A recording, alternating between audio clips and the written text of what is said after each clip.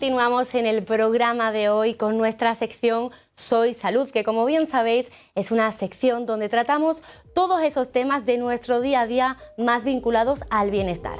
El protagonista de hoy es la óptica y, cómo no, nos vamos a tener aquí al director Javier Vega, director de Face Vision. ¿Qué tal? ¿Cómo estás? Buenas noches. Muy buenas, Laura. ¿Qué tal? Encantado. Bueno, hoy venimos a hablar de esos defectos refractivos. Cuéntanos un poco de qué trata esta palabra un poco técnica. Pues bueno, pues es un poco la profesión a la que nos dedicamos los ópticos, ¿no? Es el análisis de la visión, el graduar con los defectos refractivos, que además siempre se confunden un poco con el tema de patologías, que era un poco lo primero que quería decir. Un defecto refractivo no es una patología, es simplemente una disfunción, una alteración dentro del sistema visual que se desenvuelve en diferentes aspectos. O sea, es decir, entonces eso es lo que voy a intentar explicaros un poco a día de hoy para que todos los oyentes nos cojan y puedan sacar un poquito las conclusiones. Entonces hoy vamos a salir de este programa sabiendo esos consejos en cuanto a los chicos de esos defectos refractivos.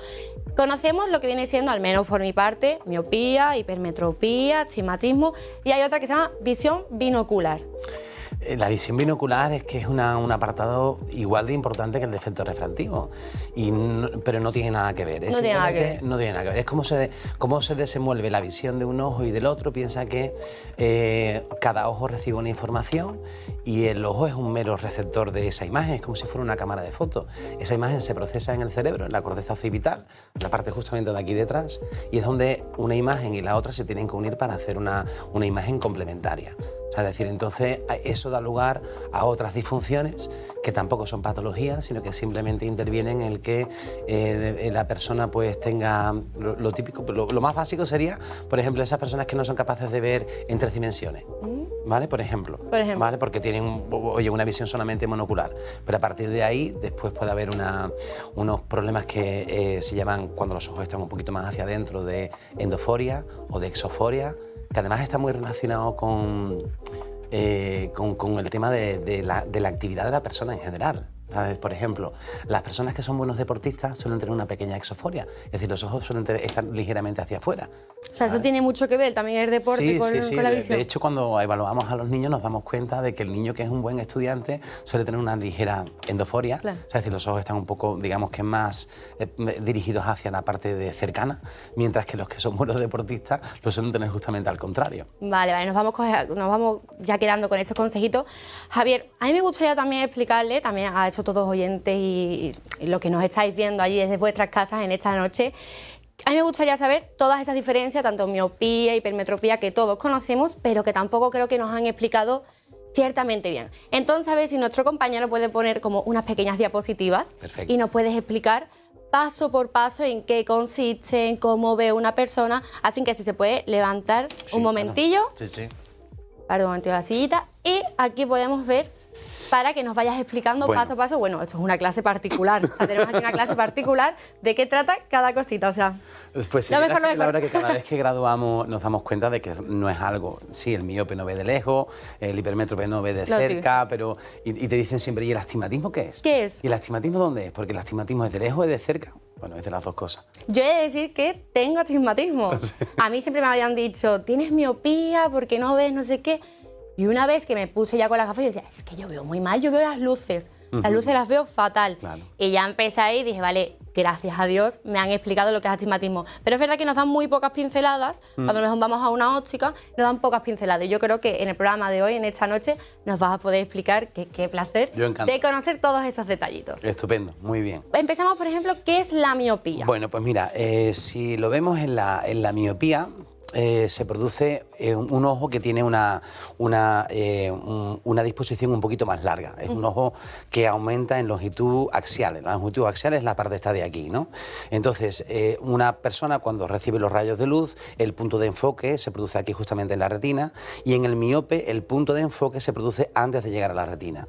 O sea, es decir, entonces esto implica una borrosidad de lejos, que no de cerca, ¿de acuerdo? Y entonces, en el momento, cuando lo tenemos que corregir con una lente negativa, ves que además lo típico del miope es que el grosor está más en el borde, ¿sabes? Es decir, y es lo que te permite acercar el punto, alejar el punto de enfoque hasta el punto de mejor visión, que es la fópea o la mácula. Claro, así sería como se corrige lo que viene siendo el Esa es problema la de corrección. no poder ver de lejos. Correcto. Es totalmente distinto a la hipermetropía. Efectivamente, es así como la miopía, el punto de enfoque se adelanta al punto focal de la mácula.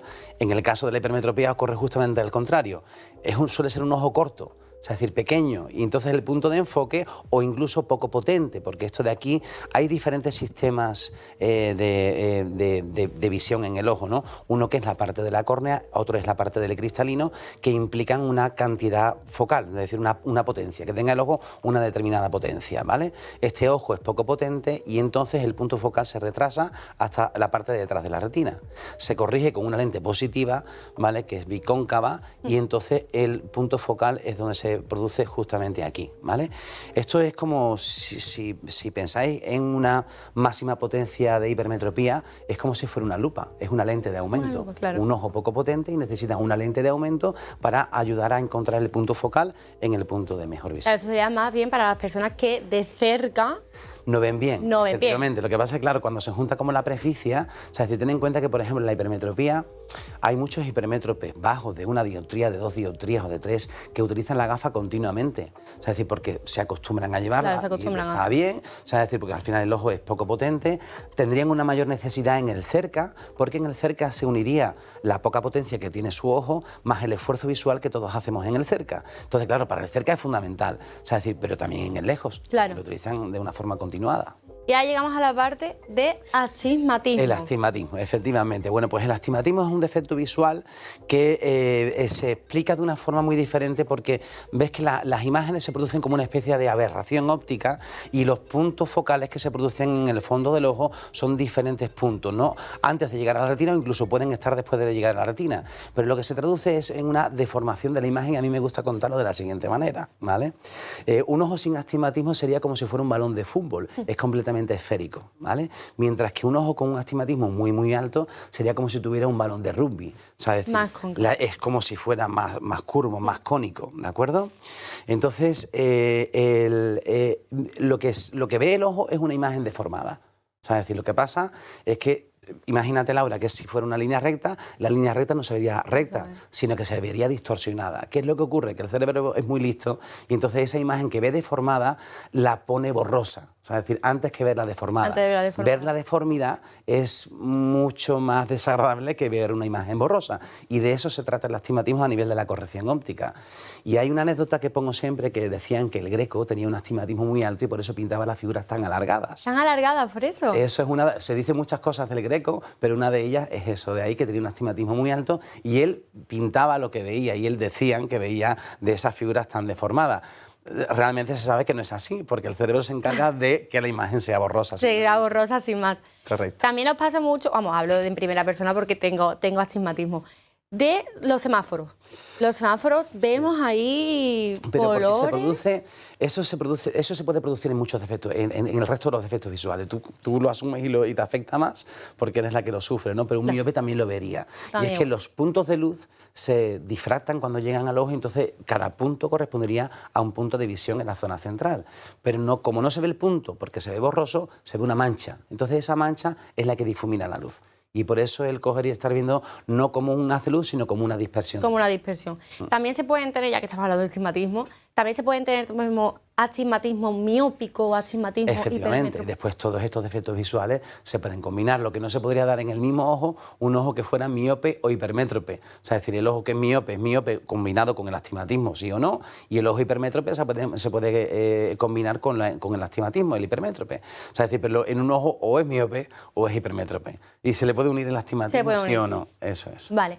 Y ya partimos de lo último, que a lo mejor es lo que menos puede sonar, que es la visión binocular. La visión binocular. ¿De qué sí. trata? La visión binocular es, como te he comentado antes, Laura, cada ojo tiene una imagen que llega al cerebro, esa imagen se procesa de una forma por separado, pero el cerebro es el que se encarga de unirlas, ¿no? Entonces, como comentaba antes, o sea, es decir, este punto de enfoque que se produce para llegar aquí, o sea, es decir, cuando se produce en una visión normal, esa imagen que llega por separado se traslada en una imagen imagen única, pero puede ocurrir, o sea, es decir, que esta imagen tenga una cierta duplicidad. O sea, es decir, cuando esas dos imágenes pueden estar separadas tanto en la horizontal, o sea, es decir, como para que el ojo esté en convergencia o en divergencia o incluso en altura. O sea, es decir, puede haber unas pequeñas diferencias de altura. Es mucho más normal de lo que parece. Y cuando hay un cambio en la visión, porque ten en cuenta que esto es un aprendizaje que tenemos desde pequeño y aprendemos a ver a partir de los 4 o 5 años de edad, es cuando se empieza a desarrollar la visión binocular y finaliza cuando ya tenemos 8, 9, 10 años, ¿vale? Y aprendemos... O sea, tiene un comienzo, pero también tiene un... La visión es así. O sea, ten en cuenta que cuando nace un bebé, nace con una hipermetropía muy alta y un astigmatismo muy alto. O sea, es decir, cuando el bebé que tú le estás achuchando, le estás diciendo cositas, te identifica no por la visión, te identifica por el olor, te identifica por las sensaciones que tiene, o sea, es decir, pero no identifica por la visión. Claro. La visión se va desarrollando poco a poco y más tarde. Vale, genial. Javier, por si quieres tomar... Sí. Muchísimas gracias, porque yo creo que lo que viene siendo la diapositiva nos ha explicado súper bien. Yo creo que lo hemos entendido todo lo que las diferencias de miopía y metropía, porque seguro que los que nos estáis escuchando siempre ha tenido alguna dudilla de no sé si es porque veo bien de lejos, pero que también veo mal de cerca. Y yo creo que con todos estos consejos, Javier... Yo creo que es fundamental en una revisión visual el que se tengan en cuenta las pruebas binoculares para comprobar, porque después el defecto refractivo lo puedes modificar, o sea, lo que es la corrección óptica lo puedes modificar en mayor o menor cantidad en función de esa visión binocular. No siempre se hace, o sea, es decir, pero es fundamental hacerlo, sobre todo además en edades más tempranas. Totalmente. Pues Javier, muchísimas gracias por acompañarnos una noche más en este programa, y siempre es un placer para nosotros tenerte en esta casa y darnos estos consejos, tanto de óptica como culturales, como lo del Greco, que siempre una curiosidad por ahí salta y siempre es buena. Muchísimas gracias, Javier. Muchas gracias a ti, Laura. Bueno, pues nosotros continuamos en la noche de hoy. Nos vamos un momentito de nada a publicidad. No os mováis de ahí, que volvemos en nada, en un momentito.